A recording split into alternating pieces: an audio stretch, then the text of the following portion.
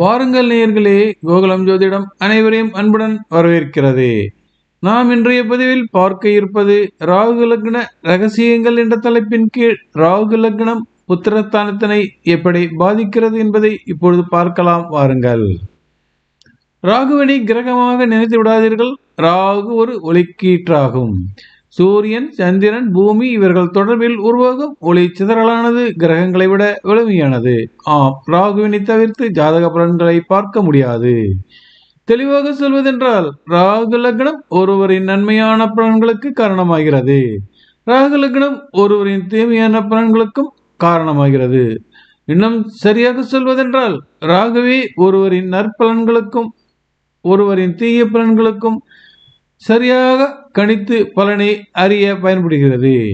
நாம் இந்த பதிவில் குழந்தை பிறப்பது ஏன் தாமதமாகிறது அல்லது குழந்தை ஏன் பிறக்கவில்லை, அதற்கு காரணம் பிறப்பு லக்னமும் ராகு லக்னமும் எப்படி இணைந்து விளையாடி இருக்கிறது என்பதை பார்க்கலாம். வாருங்கள்.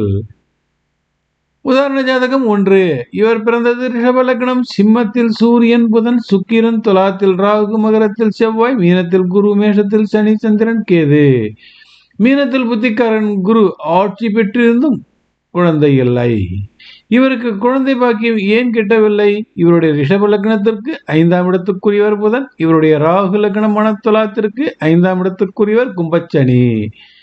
இவருக்கு குழந்தை பாக்கியம் கிடைக்க வேண்டும் என்றால் புதன் மற்றும் சனி ஆகிய இருவரின் வீடுகளும் உதவி செய்ய வேண்டும். இந்த இரு கிரகங்களும் உதவி செய்ய வேண்டும். இவருடைய ஜாதகத்தில் லக்னத்திற்கு 5ஆம் இடமான கன்னிக்கு ராகு லக்ன 5ஆம் இடமான கும்பம் சாஷ்டாங்கம் அஷ்டாங்கமும் வருகிறது. அதாவது கன்னிக்கு ராகு லக்ன 5ஆம் இடமான கும்பத்திற்கு கன்னி அஷ்டாங்கமாக வருகிறது. ராகு அமர்ந்த லக்னத்திற்கு பாதக இடத்தில் லக்னத்தின் 5ஆம் இடத்தான் அமர்ந்தது தோஷமானது. லக்ன புத்திர ஸ்தானாதிபதியான புதன் அமர்ந்த சிம்மத்தின் பாதகத்தில் ராகு லக்ன 5ஆம் இடத்தான் அமர்ந்தது. இதுவும் ஒரு தோஷமே. அதாவது தெளிவாக சொல்வதென்றால் லக்ன புத்திர ஸ்தான அதிபதி புதன் ராகுவிற்கு பாதகத்தில், ராகு புத்திர ஸ்தான அதிபதி சனி மேஷத்திற்கு பாதகம், புதனுக்கு பாதகம். இவருடைய ஜாதகத்தில் ராகு லக்னம் பிறந்த லக்னம் இணைந்து தரும் முடிவில் குழந்தை பாக்கியம் தடைபட்டது. உதாரண ஜாதகம் 2. இவர் பிறந்தது மகரம் லக்னம். மேஷத்தில் சுக்கிரன், ரிஷபத்தில் சூரியன், புதன், மிதுனத்தில் செவ்வாய், கேது, கடகத்தில் குரு, துலாத்தில் சனி, விருச்சிகத்தில் சந்திரன், தனுசுவில் ராகு. கடகத்தில் புத்திக்காரன் குரு உச்சம் பெற்றிருந்தும் குழந்தை இல்லை. பிறந்த லக்னமான கும்பத்தில் 5ஆம் இடம் ரிஷபம், அதிபதி சுக்கிரன். ராகு லக்னமான தனுசுவின் 5ஆம் இடம் மேஷம், அதிபதி செவ்வாய். இவருடைய ஜாதகத்தில் ரிஷபத்திற்கு 12ஆம் இடமான மேஷம் வருகிறது. பிறப்பு லக்ன புத்திர தனாதிபதி அமர்ந்த இடம். ராகு லக்ன புத்திர தனாதிபதி இடத்திற்கு விரயபவம் ஏறியதால் புத்திர தடைய. பிறப்பு லக்ன 5ஆம் இடத்தின் சுக்கிரன் அமர்ந்த வீடான மேஷத்தின் பாதகாதிபதி சனியின் பார்வை பெற்றதால் குழந்தை பாக்கியம் தடை. ராகு லக்ன 5ஆம் இடத்தின் செவ்வாய் மிதனமேறி கேது இணைவினை பெற்றதும் குழந்தை பாக்கியத்தினை தடை செய்துவிட்டது. செவ்வாய்க்கு புதன் விரயபாவம், புதனுக்கு சுக்கிரன் விரயபாவம் என அமர்ந்து ஸ்ரீ கணபதி யோகமானது இவர்கள் அதாவது சுக்கிரன் செவ்வாய் புதனிடையே ஏற்பட்டதும் குழந்தை பாக்கியத்தினை தடை செய்தது.